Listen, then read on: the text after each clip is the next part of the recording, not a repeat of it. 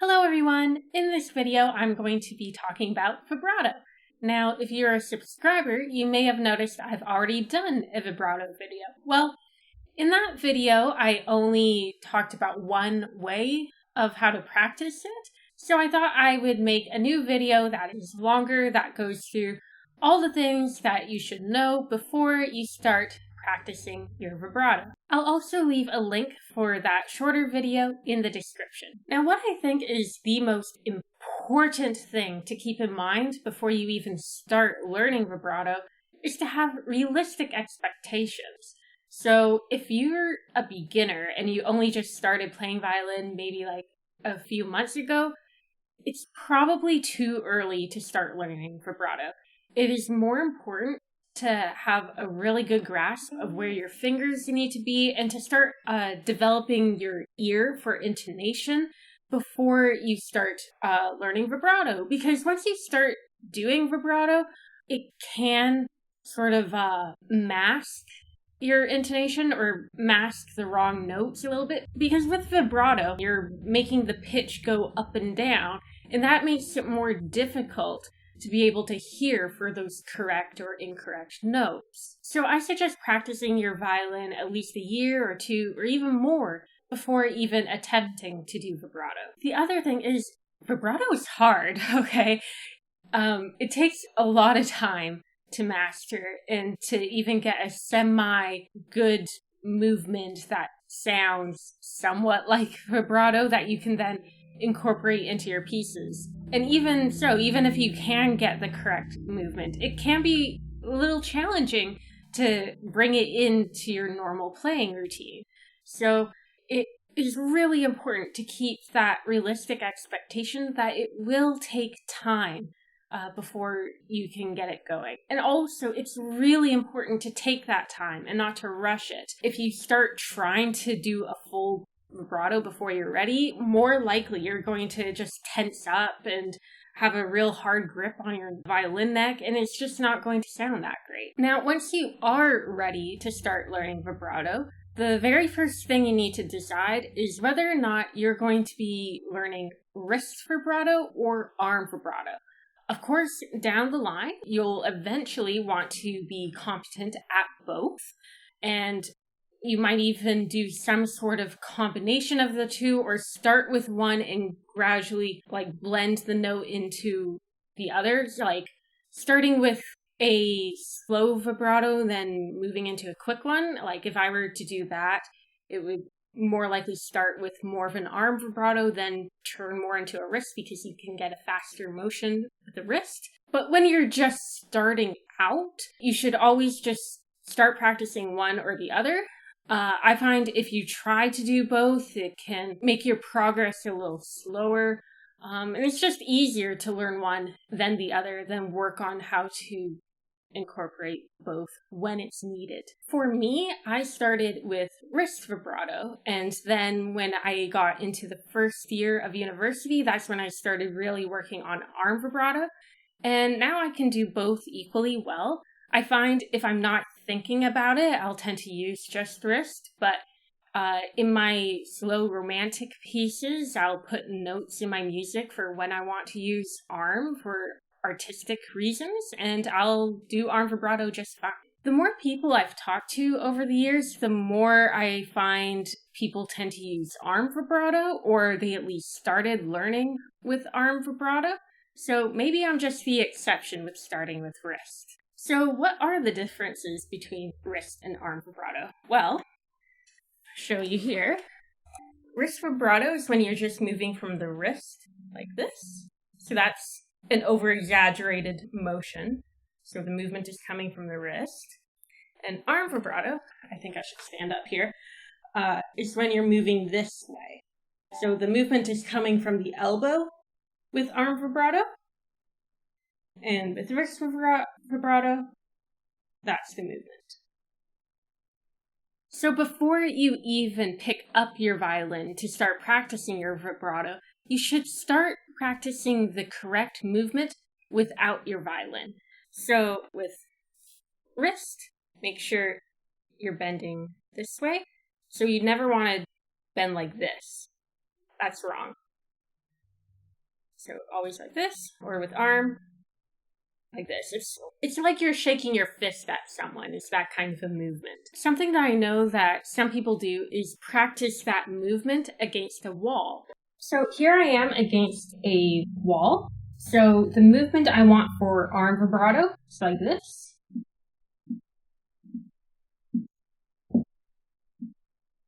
And then, of course, for wrist vibrato is like this. So notice I'm not pulling my arm away from the wall like this. That is wrong. Only either like this or like this. And then when you're ready to pick up your violin to actually practice your vibrato, it's really, really, really important to start slowly. So if I were to demonstrate, it is also easier with your second finger or a third finger to start practicing your vibrato. And another thing is if you go in the higher position, it prevents your wrist from collapsing and doing that incorrect movement. So if you start up here,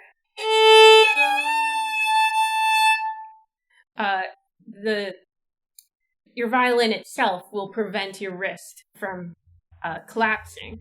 So do your third finger.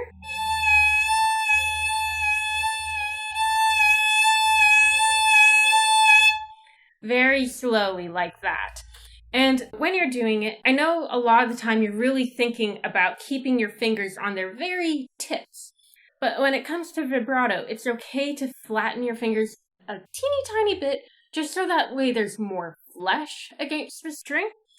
And also, it's really important that you're not just sliding your fingers back and forth. Here, I'll try to go closer. So you don't want this. That's a bit of an over-exaggeration, but you don't want to slide your finger. You're wanting to rotate your finger on the single pivotal point.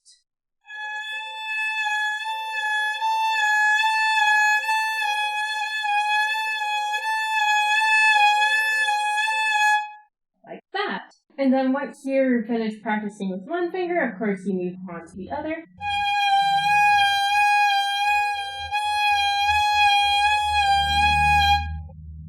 And then your first and fourth finger are the most difficult for vibrato, so leave those for last.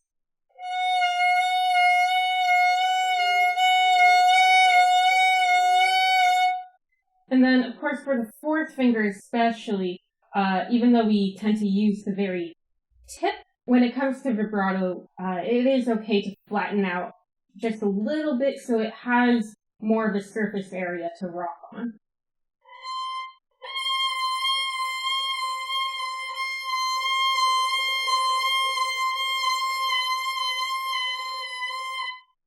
Like that. And as you are practicing your vibrato slowly, it's also really important to keep it as a steady rhythm. You don't want it to go suddenly faster and suddenly slower, like,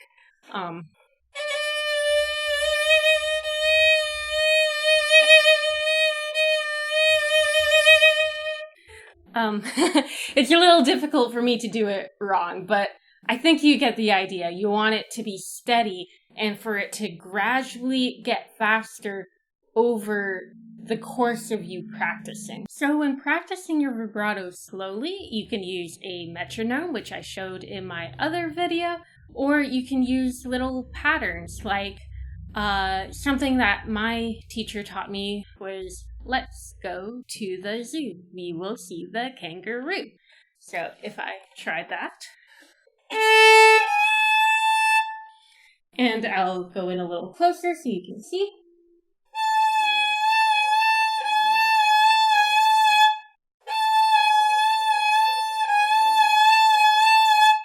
So it's making sure I'm getting a nice big movement with the vibrato, but also controlled and steady. And then as you get going, you can start speeding it up. So if, let's say, I instead just did it at a steady rhythm, how about I'll just demonstrate with my third finger now.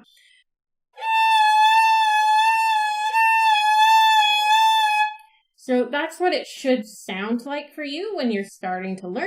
And then you can start speeding up a little bit when you feel comfortable.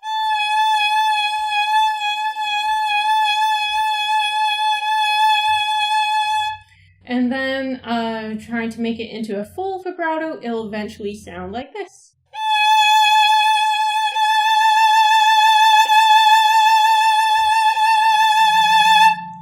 So that was a very fast and full vibrato. If I wanted to really make it as wide as possible, I would use arm.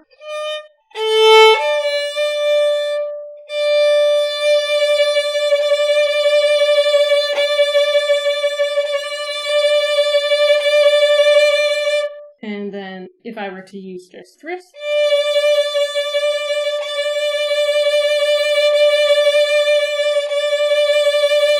The other thing about keeping your practice with vibrato slow is making sure that you don't tense up. Because if you try to go fast too soon, it'll just make your muscles tense, and then you're not really doing a true vibrato. If your fingers are too heavy or too tense, the vibrato will sound like a little, like too narrow and kind of like choked off. We'll see if I can demonstrate that properly.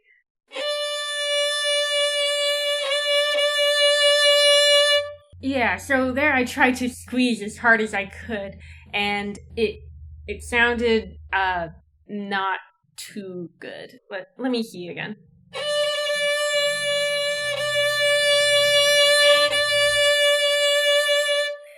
Like, I can get an even movement because I've worked on it and that's what I'm used to, but it definitely doesn't get as wide and vibrant and beautiful as it could be. And the other thing that goes hand in hand with keeping relaxed muscles is making sure that these joints are flexible. So you should be able to move them somewhat like this.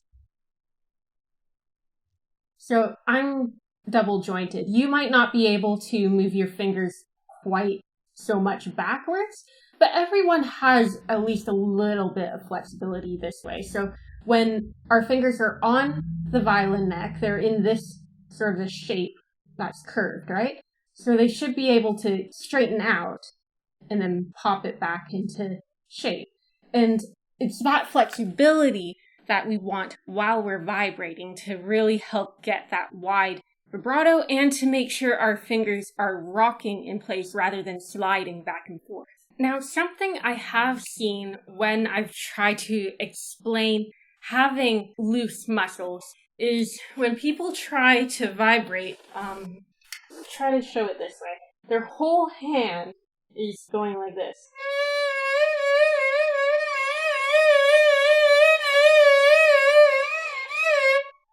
Again, it's difficult for me to do it wrong.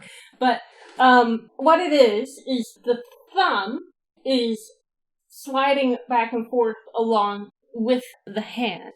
Now, the thumb, I find, is like your anchor. So it shows you where your position is. Like your thumb should be at least somewhat in line with your first finger. So here, I'm in first position.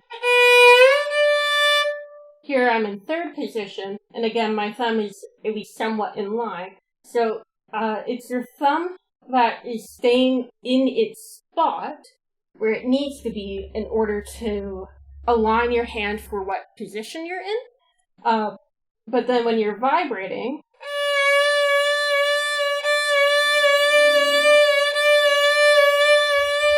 it's staying in place. So it's not moving as you're doing your rocking motion for vibrato. So this is correct.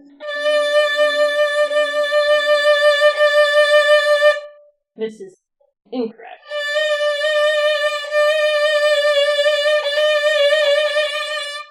It's also really difficult to keep my finger down on the string if my thumb tries to lift off and move around as well. So you're making it more difficult for yourself if your thumb is too loose.